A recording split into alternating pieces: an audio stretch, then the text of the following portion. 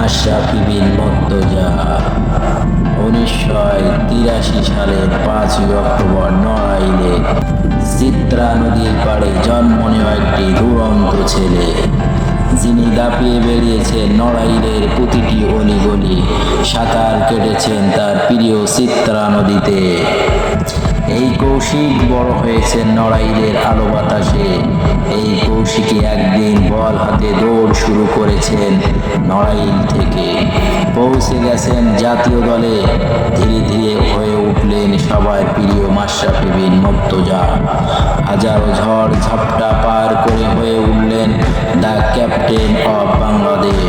One day সর্বোচ্চ উইকেটের মালিক মাশরাফি আজ বাংলাদেশের সবচেয়ে বড় সম্পদ। মাশরাফি হয়ে ওঠার পেছনে আছে এক কৌশিকের গল্প। এক কথায় আজ যিনি বাংলাদেশ ক্রিকেটের মহাতারকা, কিংবদন্তি বললেও খুব একটা ভুল হবে না। কিন্তু আজকের মাশরাফি হয়ে ওঠার পিছনে কতটা কষ্ট আর কতটা ত্যাগ স্বীকার করতে হয়েছে তাকে, সে গল্প অনেকেরই অজানা। অসংখ্য বাধা পার হয়ে আসা সেই মাশরাফিকে আদর্শ মেনেই বেড়ে উঠেছে অনেক তরুণ। তবে পুরো বাংলাদেশের কাছে তিনি মাশরাফি হলেও পরিবারের কাছে তিনি সবার প্রিয় কৌশিক। ছোটবেলা থেকেই ধরা বাঁধা নিয়ম পছন্দ নয় মাশরাফি। নদীতে সাঁতরে বেড়ান, ফুটবল, ব্যাডমিন্টন, ক্রিকেট খেলা আর বন্ধুদের সঙ্গে আড্ডা, এসব করেই তার বেড়ে ওঠা। ক্রিকেটটা তেমন পরিকল্পনা করে শুরু করা হয়নি, বন্ধুদের সঙ্গে খেলতে খেলতেই হয়ে যান ক্রিকেটার।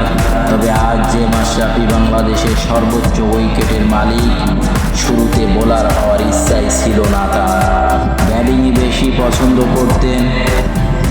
মাঝে মাঝে দেখা যায় বাংলাদেশের অনেক ম্যাচেই পুরো অদ্ভুত ব্যাটসম্যান মাশরাফিকে দেখতে পাওয়া যায়। এতটা চটপটে হয়েও ইনজুরির সাথেই যেন তার বসবাস।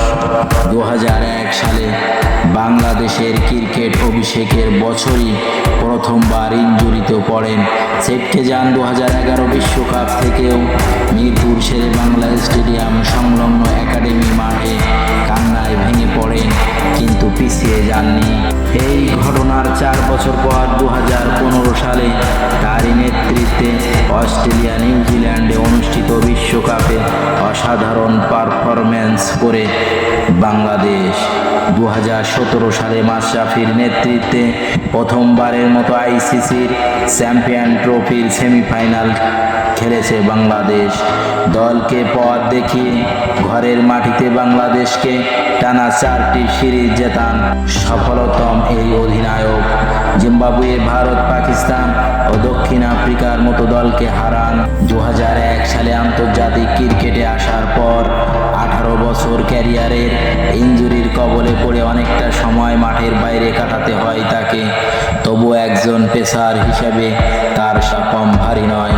বাংলাদেশের হয়ে ওয়ানডে ক্রিকেটের সর্বোচ্চ উইকেটের মালিক তিনি। গেল কয়েক বছর বাংলাদেশ ক্রিকেটে বিশ্ব যে অবস্থানে পৌঁছেছে তার অনেকটা অংশ জুড়ে রয়েছেন মাশরাফির নেতৃত্বের গুণ। বাংলাদেশ ক্রিকেট ইতিহাসের অন্যতম সফল অধিনায়ক নড়াইল এক্সপ্রেস খ্যাত মাশরাফি।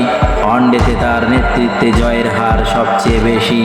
ক্রিকেটের বড় শুরু অনূর্ধ্ব-19 দল থেকে, সেখানেই চোখে পড়েন সেখানে ওয়েস্ট ইন্ডিজের বোলিং কোচ অ্যান্ডি রবার্টসের। তার হাত ধরেই ক্যারিয়ার বদলে যায় মাশরাফি। কোনো প্রথম শ্রেণীর ম্যাচ না খেলেই টেস্ট অভিষেক হওয়া বাংলাদেশের প্রথম ক্রিকেটার মাশরাফি। 2011 সালে ঢাকায় বঙ্গবন্ধু জাতীয় স্টেডিয়ামে জিম্বাবুয়ের বিপক্ষে অভিষেকেই নেন 4 উইকেট। একই বছর নভেম্বরে ওয়ানডে ক্রিকেটে অভিষেক হয় তার। ওয়ানডেতে ও টেস্ট 2 ফরম্যাটেই জিম্বাবুয়ের তারকা ক্রিকেটার অ্যান্ডি ফ্লাওয়ার ছিলেন মাশরাফির প্রথম ক্রিকেটেই। কখনো জীবন মানে খোঁজেননি কৌশিক। ব্যক্তিগত জীবনে একেবারেই সাদামাটা থাকাটাই পছন্দ করেন। দামি পোশাক, ব্র্যান্ড কখনোই প্রলুব্ধ করে না তার। টি শার্ট আর পায়ে স্লিপার এই হলেই মাঠের বাইরেও মাশরাফি। সঙ্গে সানগ্লাসটা থাকে, পাশাপাশি একটা মোটর সাইকেল। বলা যায় এটি তার জীবনের একটা অংশ। কবলে পড়া এই ডানহাতি পেসার সাদা পোশাকে মাত্র 30টি টেস্ট খেলেছেন, নিয়েছেন 78 উইকেট, 196টি ওয়ানডেতে ও 54টি টি-20তে খেলে নেন 251টি উইকেট ও 42টি উইকেট।